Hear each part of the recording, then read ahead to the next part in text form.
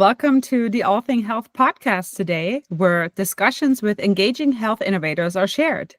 We are really excited about today's episode, as this is our first panel discussion about trauma and trauma-informed care. Before we introduce today's special guests, I wanted to share that this podcast about trauma may include some potential triggers, such as sexual assault, physical and emotional abuse, historical traumatic events, and conversations of mental health diagnoses. Now, let's get started, and I'm turning it over to Christy, all things licensed clinical social worker, who will lead today's conversation. Thank you so much, Katya. Yeah, I am so excited today. I have three amazing individuals with me who all also happen to be very good friends of mine who have agreed to come on and talk to us and maybe share a little bit of their story and their experiences as it pertains to trauma and trauma-informed care and things like that. So thank you all so much for agreeing to join me today. Let's start with introduction. If you would give us just first name and then anything else you want to share with the listeners about who you are.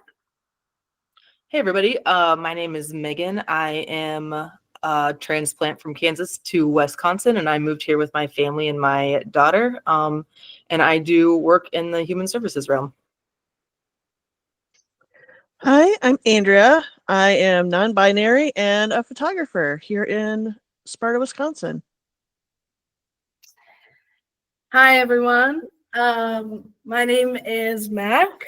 I use they, them pronouns, and I am a registered behavioral therapist with a private company here in Wisconsin. Yeah, thank you so much. And what do we all have in common? Trauma. Yep. Yeah, so I think it's safe to say that we are all individuals who have at some point experienced trauma in our life, and in some of our cases, that trauma has shaped, who we came to be in terms of our not only our personal lives but our professional lives as well. And so, just looking to hear from you folks if you're interested in or comfortable sharing your trauma stories, your trauma recovery stories, whatever it is that you care to share, and why it's pertinent to what we're talking about here today. Sure. I'll start off. Max going first. Gosh, it's kind of hard to pinpoint. I was actually talking to my therapist about these jumping off points that you sent us, and it's kind of trauma has, unfortunately or fortunately, kind of been a part of my life since the beginning. I think as I am very much fortunately over the hump in my trauma processing and recovering from a lot of things, over that hump in my journey, as I look at it as an adult, just everything has some form of traumatic effect. And I think one of the first things in my own trauma processing that I have discovered, one of the first things that was traumatic is I'm adopted. And I mean that, like I said, through my journey, I have found that has been kind of woven into a lot of my insecurities and a lot of the way that I navigate relationships. Excuse me. And just really how it kind of affects the way I perceive other people perceiving me, if that makes sense. Yep. And so, like I was adopted at 17 days old, which is really rare in the system. I never had to really experience any of like those typical foster care system traumas that do come with that. But in and of itself, adoption as a concept is traumatic. You're being taken away from someone or I don't actually know who I was taken away from, but like you're being taken away from something that could have been that. In my case, I don't know what that could have been. I had a closed adoption and never followed through on like the ability to find who gave me up. And so, yeah, there's like this whole other life that could have been, you know, whether that comes with siblings or just other parental figures. So that's my like first little thing that kind of pops into my head. Yeah. At the start of my life. So There's this unknown variable when you're adopted and you don't know your biological family, and it it actually creates like this empty space in your life, and it kind of makes you question your own identity. yeah. And I only say this honestly because I recently, within literally the last year, found out that my biological father was not actually my biological father. So I like just in the last year, after, you know, decades of doing trauma work, am now faced with this whole other like, who was he? What was his family like? What are those ancestors like? What does that mean about who I am? And did that have anything to do with who I am today? So I think there is that emptiness that comes with that unknown factor of being adopted and not having those answers. And I think that folks who don't have that couldn't possibly understand that feeling of emptiness. Yeah, I mean, and too, like, it's kind of a wild thing, you know, with being an adult now and finding out some of the details of, I call them my egg and my sperm donor. So, finding some details out about my egg and sperm donor, and kind of like after I was born, they went on and had like a full family. And so it's kind of like, how, like, what did I do wrong? You know, but I was like, I was literally a baby. So so like my conscious brain can be like, but you didn't do shit. Like you didn't do anything wrong. But like what was wrong with me? And that's sort of like, as a child, because I knew from the very beginning that I was adopted. It was my family. It was not a secret. It wasn't so, as you know, think of any child that you've ever had to interact with, and how these concepts are just concepts of life and things like that are so hard for like a 5-year-old to understand, and then to try and understand, you know, what I did. And then I also have siblings who are adopted as well, and why my siblings could have an open adoption and see their birth parents, you know, every holiday or birthday or, you know, whatever, and why I couldn't. What was wrong with me that I couldn't have that special thing that they could have? So I don't want to go out on like all my trauma right now, but like if we're talking about just like the first one, that's it. We'll just slowly integrate all of those trauma in. Okay. Yes, of Well, course. thank you for sharing that, Mac. Of course, I of really course. appreciate your vulnerability and sharing that aspect of your story. Who wants to go next? I can. So my trauma is generational. I come from a very cult-like religion. It's called Apostolic Christians, or ACs. I was born into it. I didn't know I was in a weird religion until I got out of my small hometown. And I remember specifically sitting with coworkers, and we were all talking about like church, and I started talking about my church and what we do and our rules. And I was like talking, I remember looking up and everybody's faces were like, what the heck? what what are you in? And I remember like they were like, Megan, you're in a cult. And I got so defensive. I was like, I am not in a cult.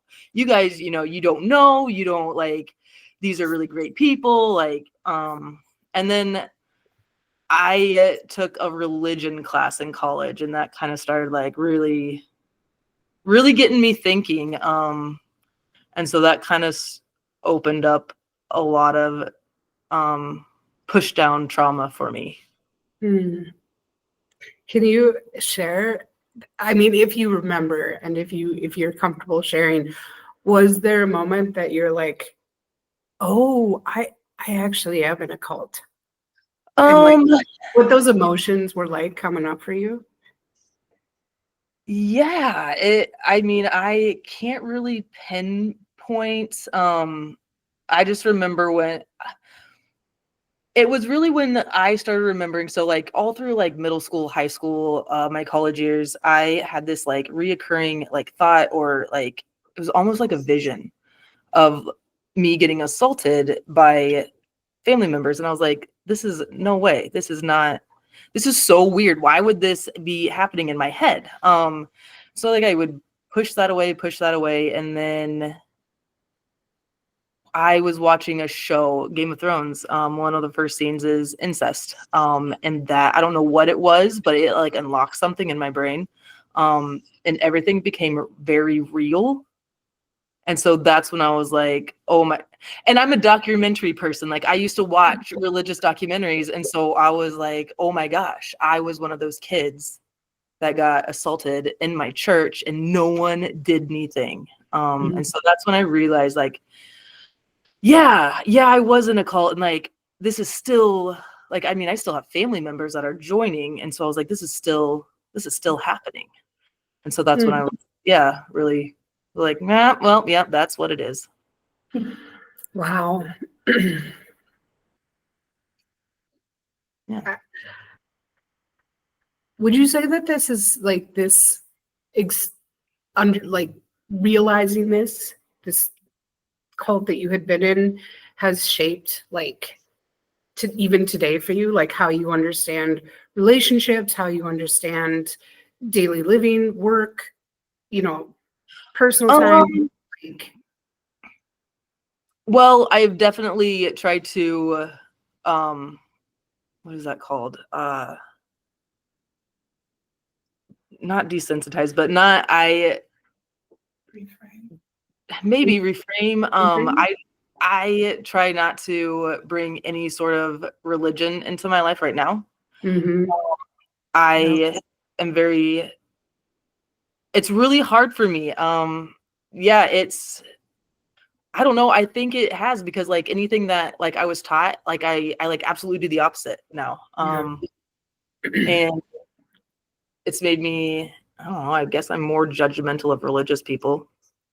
Okay. So yeah, so it's really kind of changed your viewpoint of religion.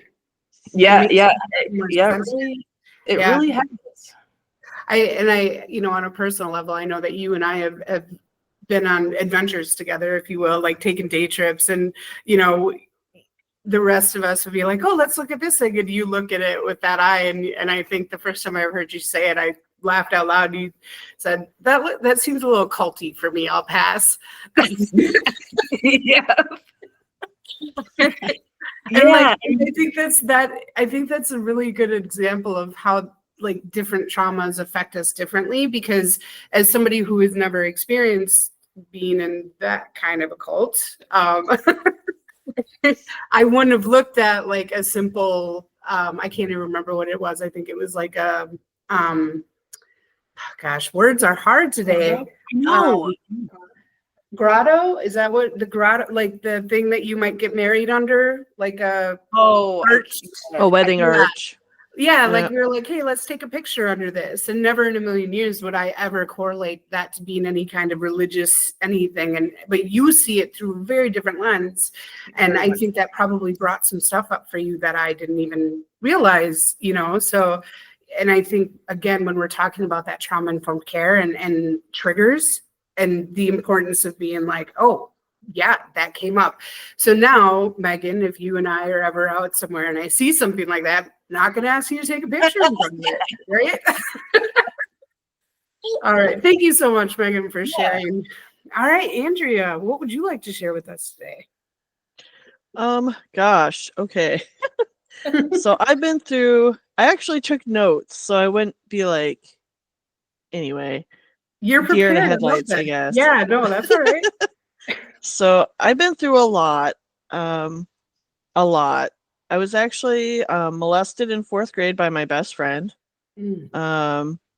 And that's like the tip of the iceberg. It's just been like a series of one trauma after the next throughout my whole life. And I'm finally at a point in my life where it's not that way. And so so I do have CPTSD, and I react very strongly to certain things. And just for the listeners, CPTSD stands for Complex post-traumatic stress disorder. yes. Yes. Thank you so much. Yep. So, and it's just kind of tied into my recovery because before I went into therapy, I was a total hermit, like a literal hermit. I lived alone with a lot of cats, too many for my own good. I never went out. I was suicidal and incredibly depressed. And I was so depressed I forgot how to do basic things like cook. I forgot to how to boil water, for instance. Self-care was pretty much non-existent, and I just kind of lived barely. Things started to look up once I started therapy and started group therapy. I was in an outpatient group therapy called Life Skills, which helped me tremendously because it got me out of the house for starters and reignited my desire to connect with people. Because before that, it was just, I didn't want to have anything to do with people at all. Like, I just had been hurt so much. And then I was in an outpatient arts and crafts group, which was basically taught me how to interact with people again in a more casual setting than the life skills group. And it was really hard, but I basically had to be taught how to live again. So it's really sad to think about, but it's good now. Like, I've come through the other side, so there's hope. Yeah. How if you're okay sharing, how long would you say like how long has that journey been from a point where you couldn't live or learn, you didn't know how to live compared to coming out on the other side? How long is that journey? Oh gosh. Let's see here. That's a good question. I mean, many years. Yeah. Many years. I was just barely there. I missed so many of my friends' events because I just couldn't leave. Yeah. At all, like weddings, graduations, birthdays, life events, people wanting to get me out and play board games. I couldn't do any of it. So I was just me and my cats, and I was suicidal and just like, okay, if I stay here, I can't get hurt, and the cats make me kind of happy. So. Yeah. And I think it's, you bring up such a good point, which is that when you are a person who experiences complex PTSD, especially at a young age, when we are already trying to, we are learning how to live in the world. We are learning how to socialize in the world. We are learning how to be in relationships. And then, when we experience trauma, that alters our understanding how to do any of those things. And then when we get to a point where we recognize, oh, this way that we're showing up in relationships or this way that we're living our life isn't considered what society would consider normal, now we have to retrain our brains. We literally have to relearn all of these things that we were supposed to learn at a young age. And how difficult that is, especially when we're talking about safety issues now, right? We're talking about what we have to do to feel safe and to feel comfortable. We have to go out of that comfort zone in order to meet society's expectation of what normal is. Yep. Yeah. Mm. Well, thank you for sharing that, Andrea. I really appreciate that. When you folks are thinking about the trauma that you experienced in your early ages, and then how that has like shown up for you throughout your life, what are some triggers that, like unexpected triggers that you didn't realize would trigger your anxiety? You know, like Megan, you and I had just, you know, briefly talked about the archway that caused a trigger for you, you know, that other people wouldn't consider. So I guess same question for all of you is just like, what are some triggers that you didn't even realize until it happened, and you're like, oh, where'd that come from? Why do I all of a sudden feel really scared or really angry, or, you know, insert negative emotion here? So I mean, mine's pretty simple. Mine really is just any pastor being inside any church, somebody preaching the Bible to me, Jehovah's Witnesses knocking on my door. Me and my partner drove by the La Crosse Event Center, and they were having an Amish thing, and I immediately like yelled at them, not like at them, but like in my, like, why are you here? Go back. Like, you shouldn't even use these things. Yeah. And that's so wrong. Like, I should not think like that, but it is like made me, I have such a bias now Yeah. with anything having to do with any sort of religion. Yep. Well, and it sounds like it's anger. To me, Yeah. it sounds like the emotion that comes up for you immediately is anger. And so you kind of like take, I mean, not to them, but it sounds like maybe you take that out on people who are religious. Absolutely. Yeah. Megan, can I kind of snowball off that? Absolutely. I too, not as intensely, but I also have religious trauma, and growing up, I Roman Catholic, so pretty common around this area.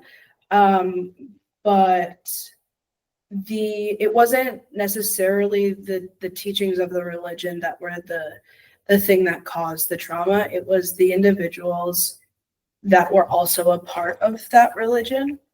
Because I think on a general basis, I feel like I've talked to you a little bit about this, Christy. Yeah. I forget. You can't see us. But the teachings of the Catholic Church aren't necessarily like this big traumatic thing. You know, it's like this love your neighbor, essentially, right? But the people, I went to Catholic school my entire life, and, you know, was forced to go to church twice a week and this whole thing, and never was really able to form my own opinion on it until I left, right? And it was the people that were teaching that religion in all of my schooling, and kind of this like, if you don't fit into that cookie cutter, then the abuse that you sustained in terms of verbal and emotional, and then some of my peers even, and physical, and like that is just, so for me, when it comes to religious trauma and see, like, just looking at a cross pisses me off. And like, I think with a little bit more complex, but there was a lot of injustice mixed in with that religion. So I think just injustice in general triggers me. Yeah. And then, I mean, we could really just like get into, there's like a lot of injustice in our current political climate. And so I'm just pissed off all the time. I hear you. I feel that. And you really get like even just in like personal relationships, if there's some like minor injustice or like unfairness or that, my go-to emotion is anger, unfortunately. And so when that happens, I become like enraged and I have a really hard time reining it back in. And a lot of that has to, I mean, it's a lot more complex, but you know, has to do with this like religious trauma and also just institutions in general. Institutions, and they just make me upset. And corporations, I'm like, get it out of here. No thanks. Right. But I mean, I think it's important to just remember that, you know, there are people who, you know, are in certain religions and that works for them. It works for them to be told what to believe and how to believe it and how to act. Like that is what they prefer. But there are some of us who were forced into something without it being our choice. And I think even like that is traumatic in itself. So when we are faced in a society in which we are being told what we should and should not say and what we can and cannot believe, it's a little triggering to us because of that experience within the church where we were told, if you don't believe this, then this is your punishment. Well, and that's the thing. It's like I'm all for believing in a lot of the teachings of the Catholic Church. I think if you generalize the teachings of the Catholic Church, it's just like be a nice person. Yeah. Be a nice Do person. good. Yeah. Do good. And take care of the people who have less than you. Like generally that's their message, right? Yeah. But it's the thing for me, because I'm very cerebral a lot of the time. I think a lot about what I want to say and how I want to say it and really what I believe in.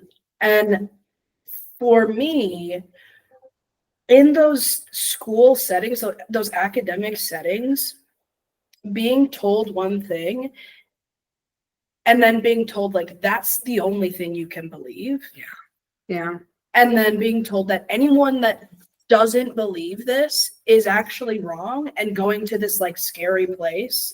Right. Like that is absolutely insane to me. And so then when I would like bring up or like I would like start a debate or you know try and have a conversation about it, I would get in trouble.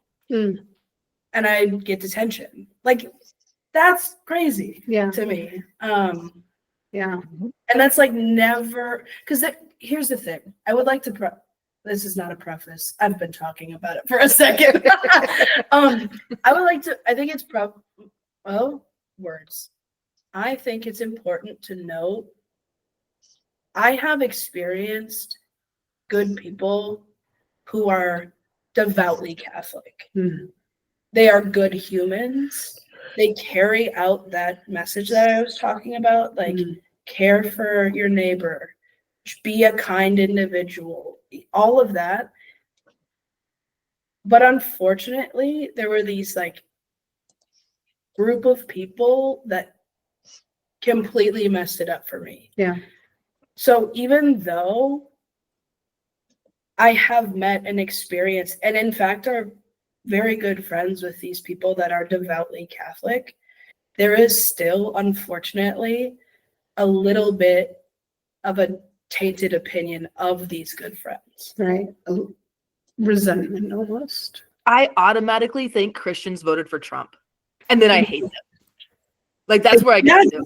Oh, you're Christian, you voted for Trump. You don't love me. I'm done. Right. I would like to mention, in defense of my one friend that is devoutly Catholic, she did vote for Kamala. So there we are. But I think that Megan is right. I think Yes. that has kind of become, things seem to have just gotten so distorted in this society of like if you are Christian, then clearly you believe in the same things that these men at the top and women at the top are using Christianity and the Bible to justify some of these horrific things that they're doing. They're awful.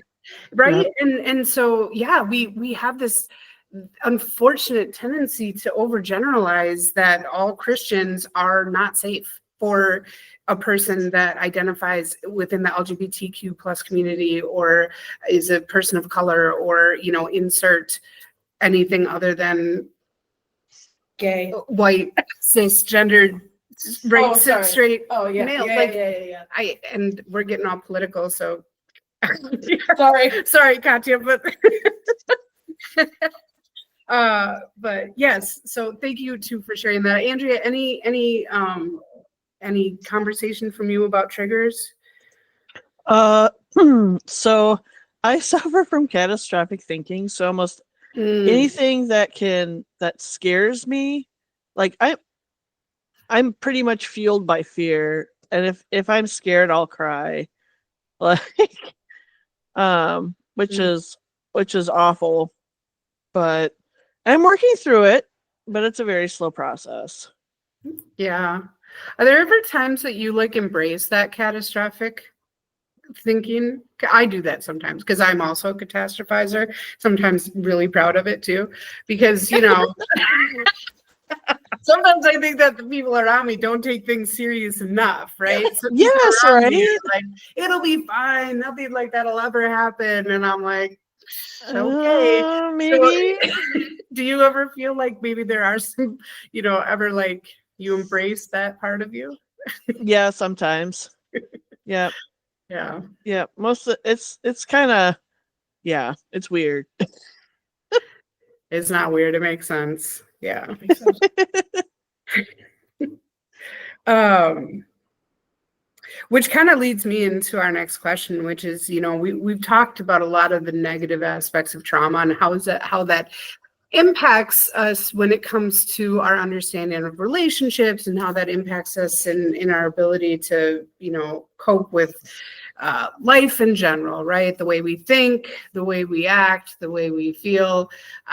There's a lot of negative aspects to trauma. And I'm just curious from you folks, you know, have you ever experienced any positives of the trauma you've experienced? Like, you know, just to give you an example, in my personal life, I fully recognize that had I not had the experiences that I had growing up, I wouldn't have the understanding of trauma that I do today, and I wouldn't be able to help my clients in the way that I do.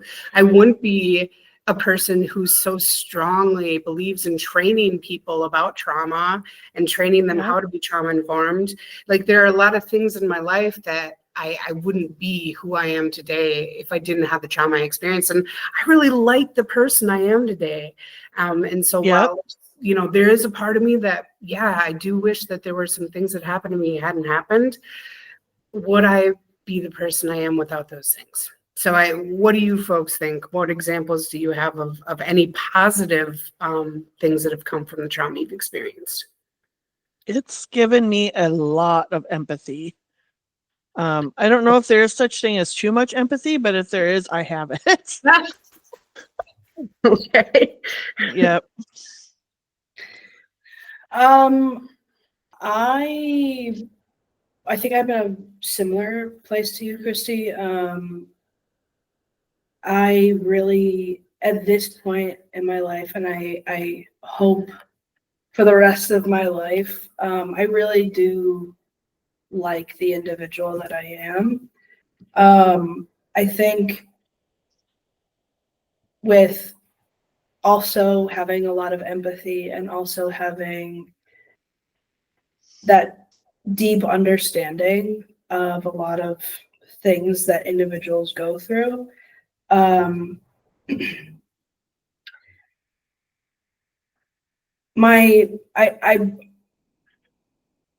I enjoy how kind I am. Yep. And I mean, I would not have the support system that I have now without the trauma. I have carefully curated the friends and family that are in my inner circle. And not only to be cautious because I need really tight-knit individuals, but also because the people that I have met through a lot of my recovery journey have been good people. So, I guess I'll just give an example to make it a little bit more comprehensive. I don't think I would have the connection that I have with Christy if I wasn't going through trauma processing therapy. I think when Christy and I met was when I was starting that journey. And that was 2 years ago at this point, I think. Yeah, I think so. And, I'd been going to like regular talk therapy for a long time at that point as well. I think 2 years previous. And I think you just like mentioned at the theater at one point that that you were a therapist, and I was like, oh, that's so cool. I'm doing this newfound thing in my life, this trauma processing, and I'm and then it kind of just snowballed from there. Like we really got into like our own personal traumas and sharing and having that deeper connection. So like things like that, and then take that story and then apply it to like everyone else in my life. It's almost like we're those of us who experienced trauma in this like trauma club, right? Like, I mean, when you can we be so for real? Like actually, yes. We actually are. like It's this unspoken club. I mean, I feel like in my life, I mean, I have a lot of things that I do. Like Mac, you just, said theater. Like we do, like I love theater. So I do that in the community. Like there's a lot of things that I have a lot of socialization in my life. And I'll tell you that whenever I meet somebody and there's like this, like, it's like I can tell. I look at a person like, oh, you got some stories. Like, you want to be friends? Are we in the club together? There is. It's almost like this community, this camaraderie of like trauma bonding, for better or for worse. In a healthy way, though. In a healthy way, yeah. I genuinely and like, okay, I'm not a therapist in like your sense, right? But I genuinely think trauma bonding is a positive thing if it's done healthily. Yeah. Because it's and maybe it's not, maybe we shouldn't call it trauma bonding. Right, because that's kind of got a negative stereotype. Right. Maybe it's just like you're finding someone that has a similar experience and you're figuring out like, hey, I'm actually not alone.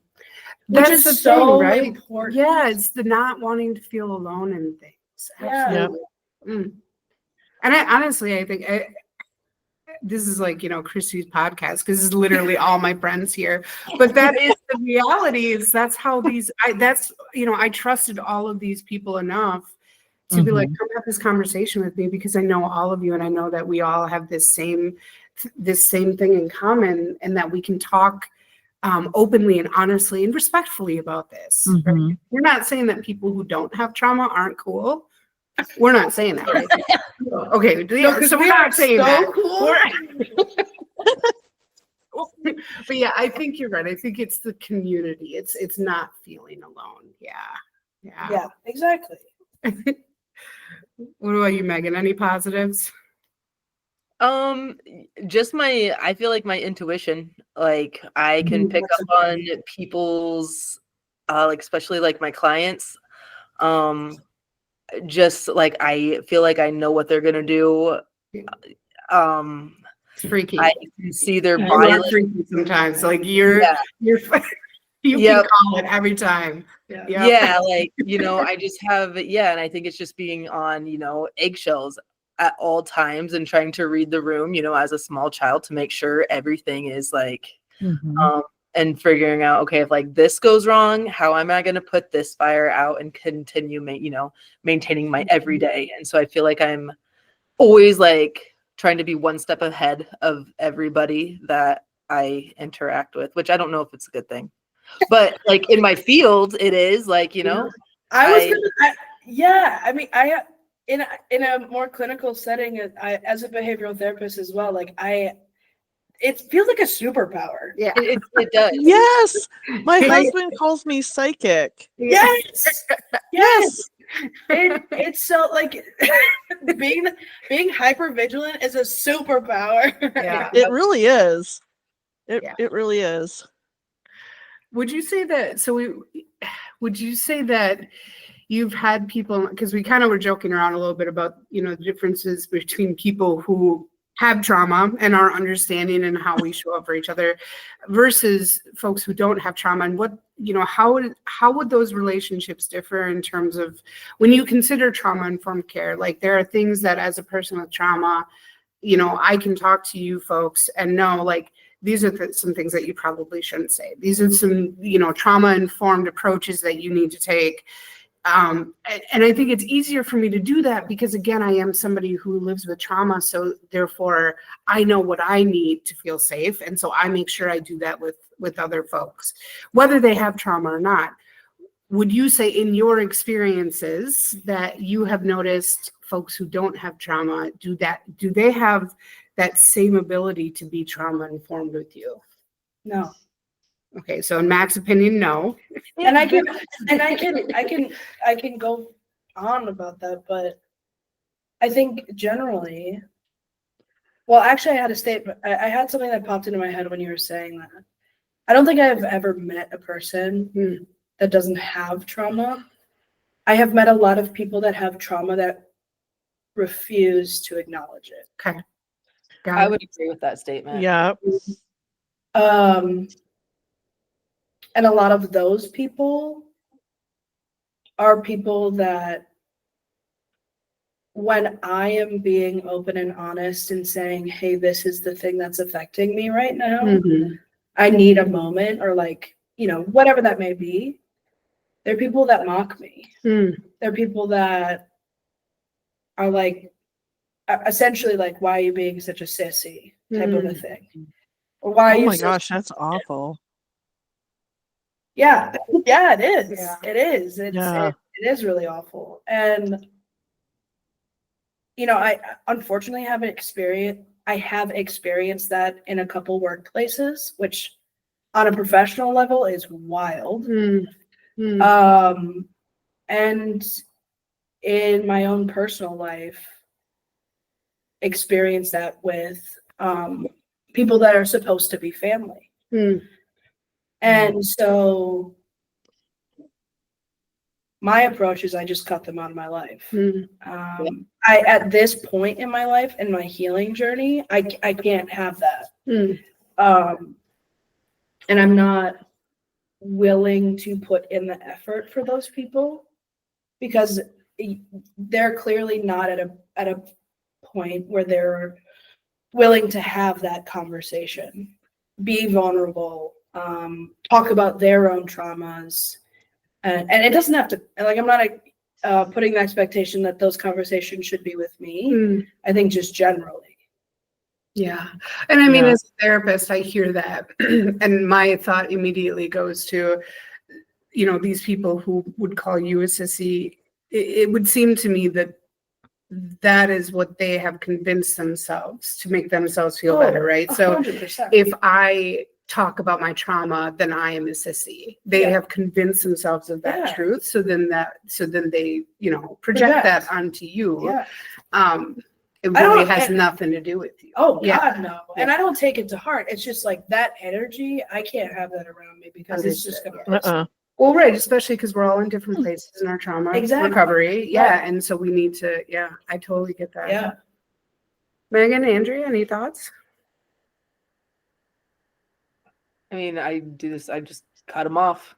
I mean, yeah, and that's not easy, right? Like I am just actually going through no contact with my family because of stuff they said. And that is that is a whole nother journey on its own. We did a whole nother Mm-hmm. podcast for that, because that is So that is tough. It's a lot tougher because, like, you're so angry, but you like crave that like love and acceptance. It's just it's hard. it's also so Yeah. layered, right? Especially with family. Because like Yeah. mine has been since day one, right? Like my family, and that not admitting their own traumas and all of that, it's been since day one. And it has affected the way that I grow up. And then you sprinkle a little divorce in there, and oh gosh, things just blow up, you know? Yeah. It's not like we're saying like if you don't want to deal with your trauma, then we're done with you, right? No. We're saying if you don't want to deal with your trauma and you make fun of me or bully me or make me feel lesser than because I do want to address my trauma, that's where this relationship needs to be done, because we now have to protect ourselves. And if you ever do get to a place where you are ready to be respectful of my trauma recovery, then we can have that conversation. Can I give an example? Please, yeah. Both of my parents have generational trauma as well as their own personal trauma. And then they got divorced. So there's a lot of trauma that have to do with those two. My mom is an amazing individual, raised 3 kids. Two of them are on the spectrum and have their own stuff. She has a lot of unspoken trauma, but is extremely respectful in terms of my journey and my healing process. She comes into therapy when things come up in my talk therapy stuff. She'll come in and process that with me. If it's about her, all of that stuff, she's fully willing to leave and leave like her job and be a part of that with me, right? And is super supportive of both of my siblings as well and their stuff, but has her own stuff that she's not willing to talk about. Okay. My dad, on the other hand, has his own stuff and openly mocks the 3 of us siblings, because he's just so uncomfortable and projects 24/7. And so that, like, 2 people that essentially were supposed to go down the same line in life together and have a lot of the same experiences because they share 3 children together, now like are just completely separate individuals in terms of how they navigate their children's lives. And one of them doesn't really. Yeah. So it's and like acknowledging the fact that, again, we're all on our own journey, but man. Yeah. Well, and I think, so what would be your advice? So let's say that we have a person who's listening to this and they're like, I don't really have a trauma history, or I'm not really ready to be, exploring my trauma, but I do want to make sure that I'm a safe place for folks who do have trauma. I do want to be in trauma informed. What advice do you have for those folks? How can they be trauma informed around folks who have experienced trauma? Oh gosh. They should absolutely listen and be quiet. Listen, okay. So open our ears and close our mouths. Yep. Yep. Okay, good advice. Megan, what you got? What do you mean? Like how they could become trauma informed care or trauma informed, or I mean, what are some things that they could do that is trauma informed? If you had a person around you, what advice do you give them? just what Andrea said. Yeah. Listen. Don't. Yeah. No judgment. Mm. Fix your face. Fix your face. Fix it. Yep. Fix your face. You know what? And I think again, it's a perfectly normal and unfortunately all too often response that people don't listen because they're too busy thinking about their own response, what they how they want to come back. You know, how does this affect me? What's my response? And in doing so, they're not actually taking the time to listen. And so Yep. how are you able to be trauma informed if you're not actively listening and talking to the person? Yeah. And I think too, like going off of that, actively listening and then being okay with the silence after. Because Yep. because and as I mentioned earlier, I am very cerebral, and I think, especially in conversations like this, like I think about my response, and so if there is that silence, being okay to just really think out your answer or how you're going to respond to the person that's been talking to you, because I think that first answer is the thing that's going to make us comfortable with continuing a relationship or conversation. I think to just being like a generally kind individual and a fun individual as well. Yeah. Not that I don't know that why fun. I don't know. Because you like to have fun. I do like to have Yeah. fun, but like, I guess I don't. I don't know if I mean fun. Here I go. No.